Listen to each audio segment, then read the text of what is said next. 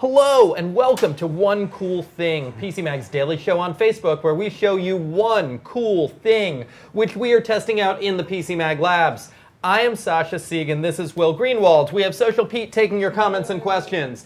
And also, today we have a very cool thing indeed. A thing which is just coming out today, I believe. Comes out Friday. It comes out Friday, okay. A thing that we are only allowed to talk about as of today. Right now. Which is the SNES Classic. The Nintendo-branded baby Super Nintendo, which is basically a Super Nintendo emulator. This is going to be one of the hottest products for the holidays, and we are very happy to have it here. Will is a big Nintendo gamer. Gamer of all sorts. Okay. Except sports games and MOBAs. Yeah, but you are very aware of and very experienced with the Nintendo ecosystem. I'm actually mentioned in the Wikipedia entry for Super Nintendo. Wow! So there you go. That is the level of expertise you are going to get on this show about this product. So, Will, tell us, what is this thing? What does it do?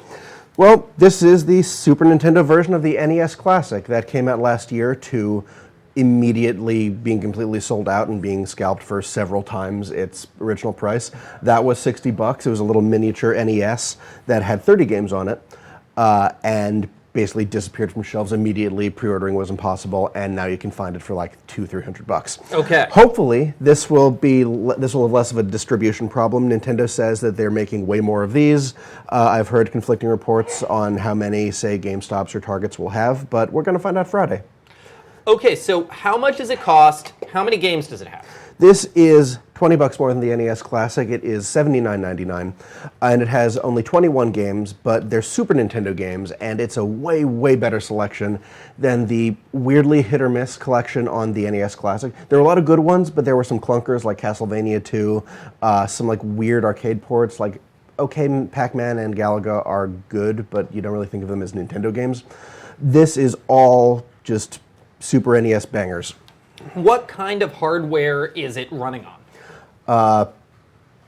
Might as well just be a Raspberry Pi running an emulator. This is just like, it's a simple, like people have cracked open the NES Classic before. It's just a board with a chip on it. Mm-hmm. It might as well be a Raspberry Pi because it is just doing the most simple 8-bit or 16-bit emulation with ROMs on it. You don't need a lot of storage, don't need a lot of power.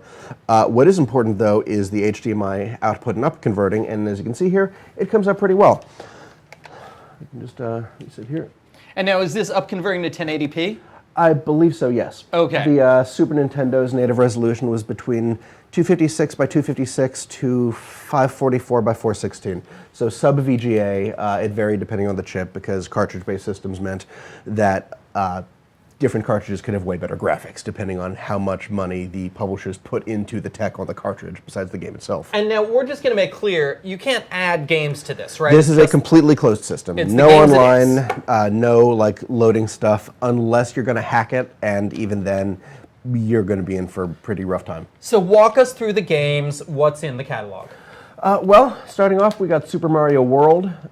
In fact, let's go by date of release. What's one of the neat features? You can sort of sort this by how many times you played, when it's been released. Super Mario World, first game on the SNES. F-Zero, Super Ghouls and Ghosts, that's Capcom. Super Castlevania 4, Contra 3, those are both Konami. Legend of Zelda: Link to the Past, one of my favorite games of all time. Super Mario Kart, Star Fox, that's one of those games that had the extra tech on the cartridge, the Super FX chip, which let the Super Nintendo do polygonal graphics. Mm-hmm. Barely textured polygonal graphics, they were just like triangles that were teal or green, but it was still impressive for 1992. Street Fighter II Turbo, Capcom, Secret of Mana, that's Squaresoft. Mega Man X, Super Metroid, Super Punch-Out, Final Fantasy III, Final Fantasy VI for you purists or guys who came on board after the 16-bit era. Donkey Kong Country, Kirby's Dream Course, Earthbound, and again, Nintendo, bring Mother 3 to the US in some form. Super Mario World 2 Yoshi's Island, Super Mario RPG Legend of the Seven Stars, made by Squaresoft, basically kicked off both the Mario and Luigi and Paper Mario series. Kirby Superstar, and this is a cool one, Star Fox 2, completely unreleased game until now. It was an unfinished prototype that Nintendo finished, basically to put on the SNES. Oh wow, that's amazing. We have a question. Yeah. How will this look on a 4K TV? I've played it on a 4K TV. It looks good. Because it's basically just, it's not doing any weird smoothing that we've seen in some cheaper emulation devices or like retro game systems, or any of the blotchiness you see when you connect an analog video output, like a composite cable, to your TV, which was what you're going to do when you try to connect your Super Nintendo. Let's throw up a game now. It's big and blocky, but it's sharp and clear. Yep. Well, one of the prettiest games on the SNES is Yoshi's Island. Okay. Known for 16-bit, but it had this great sort of child drawing crayon stuff. Yeah. Art style, which they never really replicated. Despite and now one of the funny things that you see on this, and I keep wanting to turn to the big screen, by the way, but we have this new production setup where they can flip between screens, so I think I'm not supposed to do that anymore. But okay. So one of the things I think is interesting about this is notice the games are in 4:3. Yep. Because that was what a TV was like in 1992. That was the standard CRT, and basically until HD TVs came out, everything was 4:3 until the HD TV revolution with 720p, 1080i, and then 1080p. That was when things went 60:9. It was funny actually. I was watching a couple of years ago. I started watching certain 1990s TV programs with my kid, and one of the first questions she asked was, "Why is it square?" You know. That's better than not realizing you're watching it wrong and having everything be stretched out and look weird, which a lot of people do. Everyone's really fat. Yeah. Okay, so as you can see, it very much it is a very good-looking, faithful experience. It's blocky. You don't want this to be smooth. You want the borders of the pixels to be okay, this is what the game was like. It's just sharper and on a high-resolution screen. It's the same pixels, just 16 times bigger. We've got some more questions. What do you think of Star Fox 2? Star Fox 2 is surprisingly complete. It is it's kind of really interesting because it has a lot of things that Nintendo put in later Star Fox games. The all-range mode from Star Fox 64, a lot of Star Fox 2, you're not really flying around in a rail shooter mode like you are with the first Star Fox. You're actually flying around sort of in 360 degrees, almost like you're playing TIE Fighter. You can become a chicken walker to infiltrate bases, like in Star Fox Zero, and even the map itself, you're sort of deciding where you're going and intercepting threats as they come, like Star Fox Command on the DS. So it is, you can see sort of the concepts that Nintendo built and grew into way better experiences later. So now you have reviewed a lot of emulator and retro gaming systems. Yep. How does this legitimate ones? How does this compare to other ways you could be playing Super Nintendo on your TV? Legitimate ones. This is probably one of the most affordable ones that you're still going to get good results. About a month or two ago, we reviewed the Retrobit RES Plus, which is a very cheap $40 way to play your NES cartridges, upscales to HDMI. But you have to have the cartridges. You need cartridges. And they don't have a Super RES Plus yet, so that would be cool because I have some great Super Nintendo Famicom games I'd love to put up. The Hyperkin Retron 5 is a pretty interesting system that you put the cartridge in, it rips the data on the cartridge, the ROM, to the system and plays it, emulating the software in that way instead of playing straight from the cartridge, which is what the original SNES did. That has a few issues with both availability and some sort of gray area legal issues of the code base used. My personal favorite is the Retro Freak that you can get in the US. I actually imported it from Japan. It can play 11 different game console games, including TurboGrafx 16, Sega Genesis, everything. And what's really cool is it has a brain, so when it pulls the ROM from the cartridge, it keeps it. It can, yeah.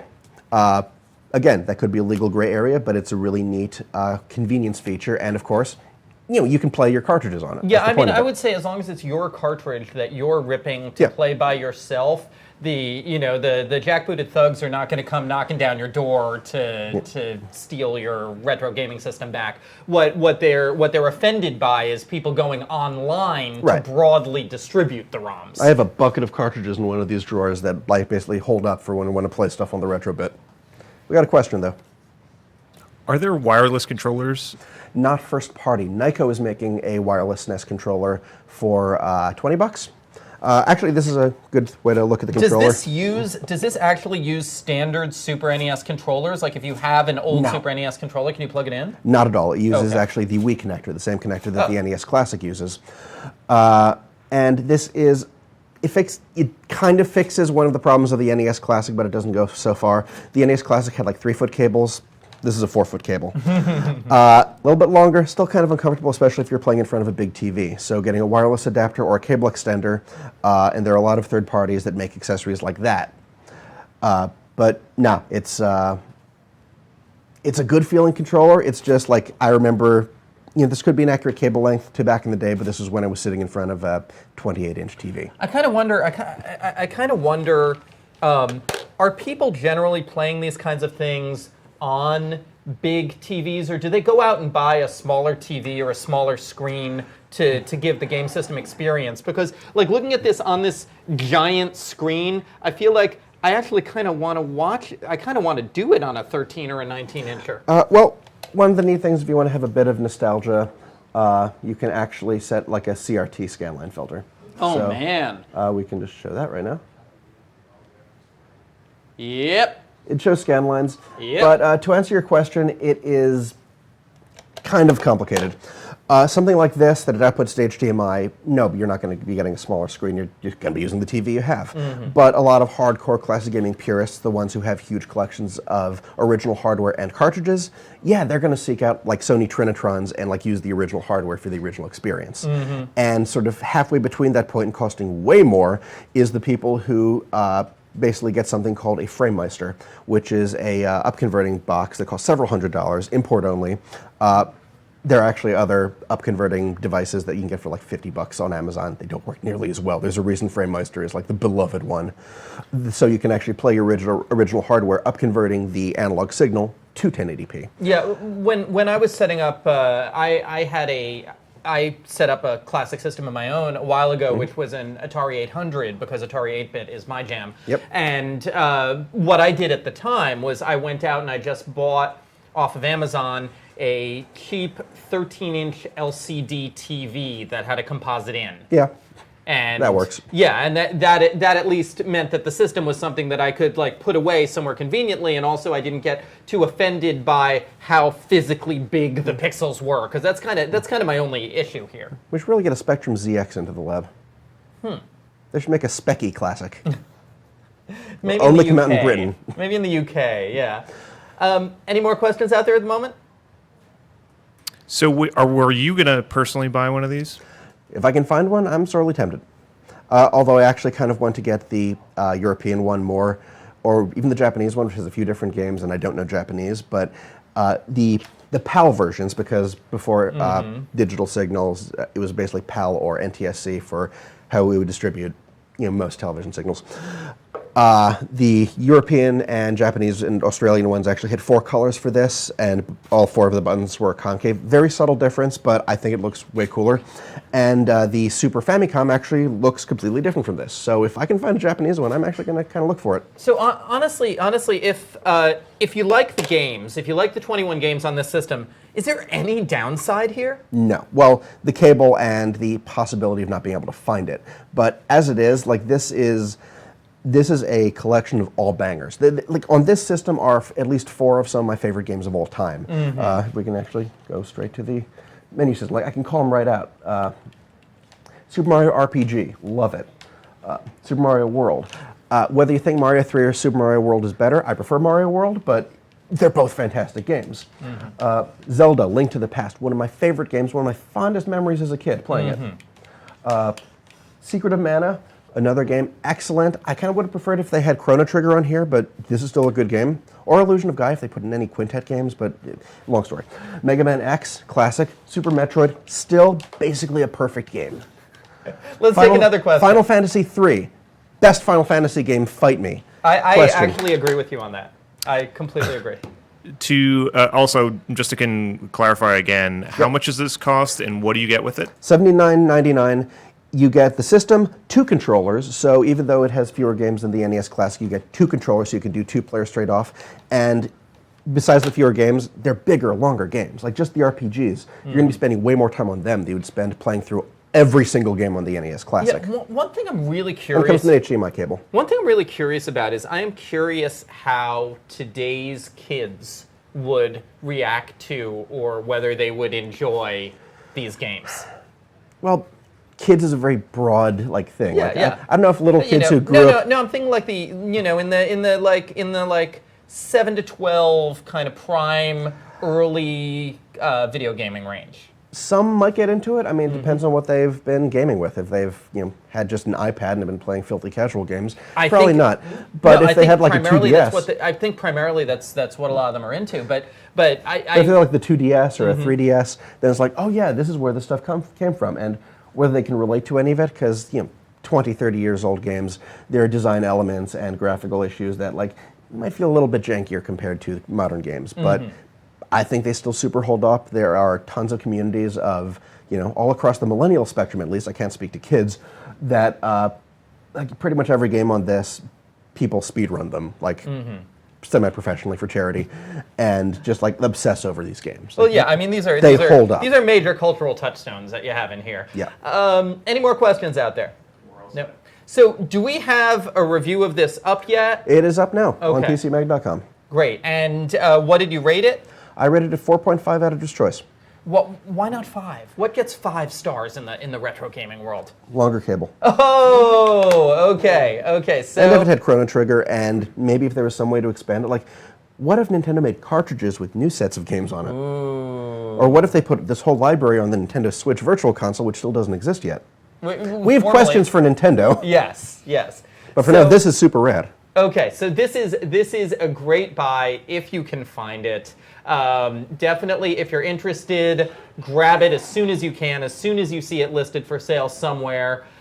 Thank you very much, Will. This has been One Cool Thing on PC Mag's Facebook page. Thank you for viewing. We will be back tomorrow with another cool thing for you.